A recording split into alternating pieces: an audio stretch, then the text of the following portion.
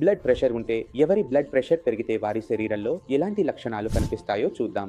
అవి మొదటగా కనిపించేది తలనొప్పి.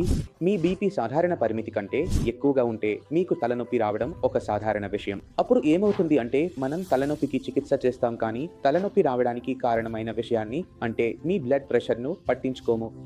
ఇప్పుడు ఈ పెరిగిన బ్లడ్ ప్రెషర్కు కారణం మీ కిడ్నీ కూడా కావచ్చు. ఎందుకంటే మన శరీరంలో 3 ముఖ్యమైన అవయవాలు ఉంటాయి. ఇవే బీపీని ప్రధానంగా నియంత్రిస్తుంటాయి. మొదటిది మీ మెదడు. మీరు ఒత్తిడిలో ఉంటే బీపీ పెరుగుతుంది. రెండవది మీకు తెలుసు గుండె బలంగా కొట్టుకుంటే బీపీ పెరుగుతుంది. మూడవది మన కిడ్నీ. ఎందుకంటే కిడ్నీ ఏమి చేస్తుంది అంటే శరీరంలో ఉన్న ఉప్పును మూత్రం ద్వారా బయటకు పంపుతుంది. శరీరంలో ఉన్న నీటిని కూడా బయటకు పంపుతుంది. అసలు ఇది ఉప్పు మరియు నీటి ఆటే.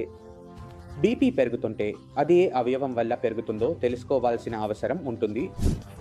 నా ఒత్తిడి ఎక్కువగా ఉందా?